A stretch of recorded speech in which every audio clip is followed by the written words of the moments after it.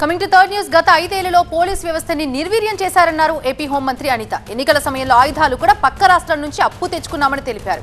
రాజకీయ హత్యలపై జగన్ది దుష్ప్రచారమని మండిపడ్డారామె. 36 మంది పేర్లు ఇవ్వమని అడిగితే స్పందన లేదన్నారు.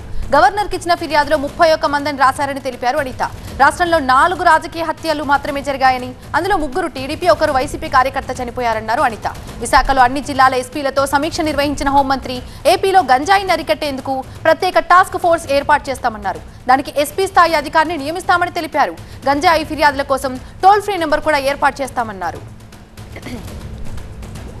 టాస్క్ ఫోర్స్ అన్నది స్పెషల్గా ఒక ఇంతకు ముందు మనకి సెబ్లో ఉండేది నార్కోటిక్ అన్నది, దీన్ని మళ్ళీ సెపరేట్ చేసి ఏదైతే తెలంగాణలో ఎలాగైతే ఉందో same as it is task ఫోర్స్ని కూడా ఇక్కడ ఏర్పాటు చేసుకొని దానికి సెపరేట్గా ఒక మెన్ను కూడా మనం అలోకేట్ చేసి దానికి ఒక ఎస్పీ లెవెల్ వ్యక్తిని కూడా అలోకేట్ చేయడానికి అందరం కూడా ఒక సిస్టమేటిక్ ఒక ప్రణాళిక అయితే సిద్ధమవుతుంది.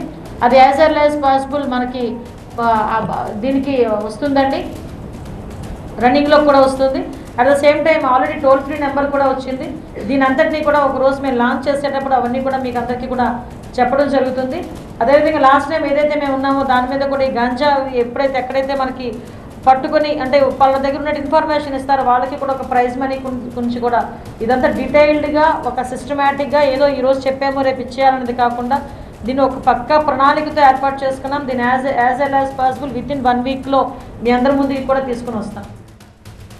పూర్తి సమాచారం మా ప్రతినిధి ఖాజా అందిస్తారు. ఖాజా, ఏపీ హోంమంత్రి చెప్పినట్టుగా గంజాయిని అరికట్టడమే లక్ష్యంగా ముందుకు పావులు కలుపుతున్నట్టు తెలుస్తుంది ఏపీ ప్రభుత్వం. దీనికి సంబంధించి పూర్తి అప్డేట్స్ ఏంటి ఖాజా?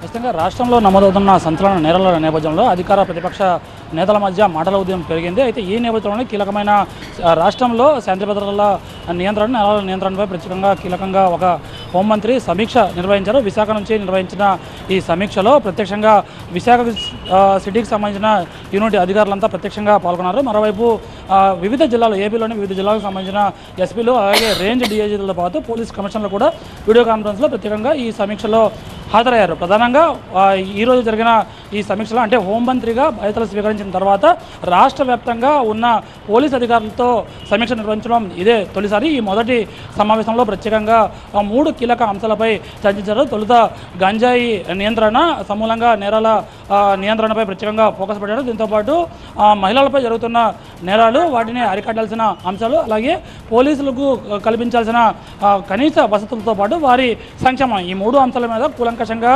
చర్చించారు. పోలీసులు కొన్ని విషయాలను హోంమంత్రి దృష్టికి తీసుకొచ్చారు. హోంమంత్రి కూడా ప్రత్యేకంగా తన ఆలోచనలు పెట్టి కార్యాచరణ కూడా ఒక రూట్ ప్లాన్, యాక్షన్ ప్లాన్ను సిద్ధం చేశారు. ప్రధానంగా గంజాయి విషయంలో ప్రత్యేకంగా ఆ ఏజెన్సీలో అంటే ఈ 5 జిల్లాలు ప్రధానంగా శ్రీకాకుళం, విజయనగరం, విశాఖపట్నం, అనకాపల్లి, అల్లూరు జిల్లాలపై ప్రత్యేకంగా ఫోకస్ పెట్టారు. రూట్లలో ప్రత్యేకంగా చెక్ పోస్టులు ఏర్పాటు చేయడంతో పాటు ఆ చెక్ పోస్టుల వద్ద సీసీ కెమెరాలు ఏర్పాటు చేసి దానికి కమాండ్ కంట్రోల్తో అనుసంధానం అయ్యేలా ప్రత్యేకంగా చర్యలు తీసుకోబోతున్నారు. దీంతోపాటు ఒక ప్రత్యేకంగా రాష్ట్రంలోనే తొలిసారిగా అంటే తెలంగాణతో సమానంగా ఒక నార్కోటిక్ టాస్క్ ఫోర్స్ను ఏర్పాటు చేస్తున్నారు. దీనికి ఒక ఎస్పీ స్థాయి అధికారికి బాధ్యత కూడా అప్పగిస్తున్నారు. దీంతోపాటు ఒక టోల్ ఫ్రీ నెంబర్ను కూడా సిద్ధం చేసి ప్రజలకు అందుబాటులో తీసుకొస్తున్నారు. మరోవైపు మహిళలపై జరుగుతున్న నేరాల నేపథ్యంలో వాటికి ప్రత్యేకంగా నియంత్రణకు ప్రత్యేక చర్యలు తీసుకుంటారు. అలాగే పోలీస్ వెల్ఫేర్, అలాగే పోలీసులకు కనీస వసతులు కల్పించేందుకు ప్రత్యేక కార్యాచరణ సిద్ధం చేస్తున్నట్టు అనిత ప్రకటించారు.